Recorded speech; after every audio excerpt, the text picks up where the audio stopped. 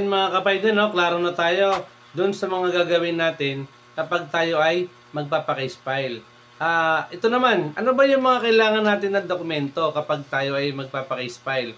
Siyempre, unang-una, kailangan natin dyan ng Certificate of Authority or yung tinatawag na Secretary Certificate, kung saan nakalagay doon yung pangalan ng representative, 'di ba, ng company natin. Siyempre tayo, hindi naman tayo yung complainant eh.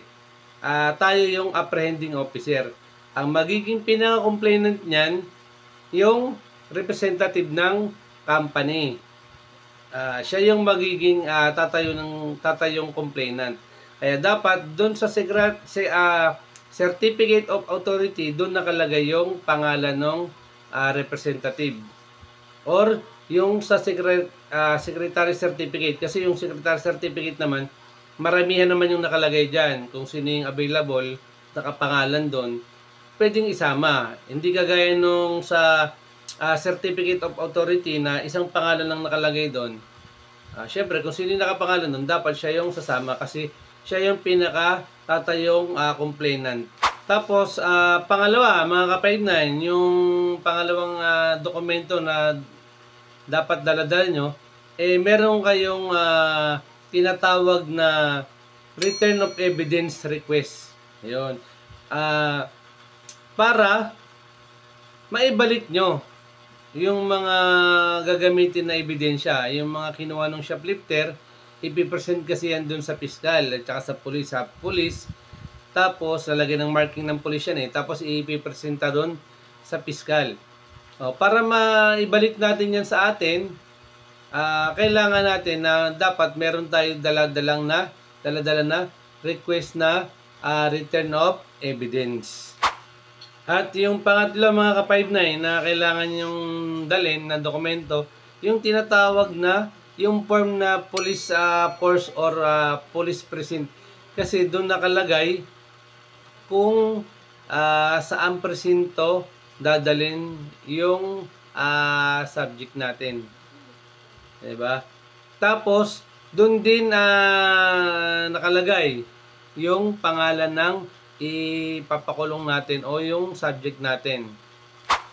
Kaya yan. Tatlo lang naman yung kailangan na form natin kapag tayo ay kumbaga magpapa-case file. Yan lang. Tapos pag naibigay naman natin yan, bago tayo pumunta doon, ayun, kukuha na tayo ng statement ng investigador. Yung apprehending officer, tayo bilang gwardiya, kukuha na tayo ng statement ng investigador. Ganon din yung representative natin, yung representative ng tindahan. Kukuha na din siya ng statement bilang complainant. At ayun, pagka okay na lahat, na kompleto na, taayusin na ng investigador yan. Yung investigador na ang bahala dyan. Pag okay na, ready na for inquest, ayun, babiyahin na kayo doon. Pupunta na kayo ng piskal. Ganun lang kasimple magpa-case file. Kaya, ayun, syempre, kung halimbawa, bago ka pa lang o first time mo, talagang, syempre, kakabahan ka. Pero, dapat, relax lang kasi may proseso naman yan. At, ayun pala, pahabol lang mga kapatid din pala, no? Pagkatapos ma-inquest nung subject natin, ibabalik na kayo dun sa istasyon. Babalik kayo dun sa istasyon ng polis. Kasi yung subject, kukulong na yun dun sa may presinto kung saan nyo siya dinala. Tapos, bibigyan kayo ng referral ng polis na galing dun sa piskal. Referral slip na katunayan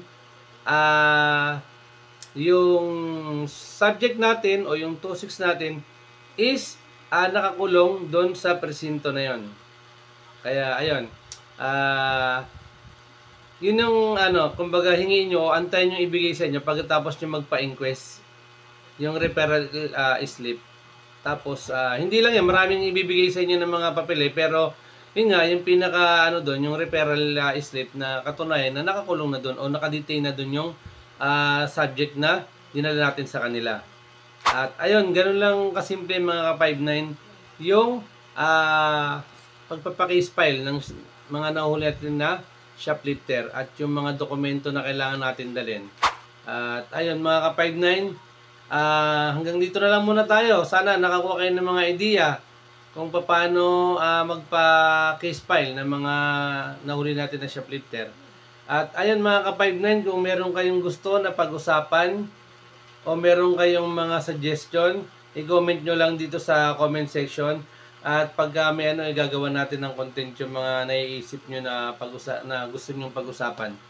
At ayun mga ka-59, syempre ang lagi nating paalala sa ating lahat, always 10-3-5 sa mga 2-0 para 74 tayo, 1-6.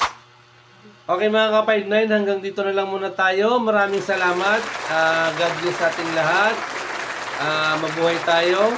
Thank you.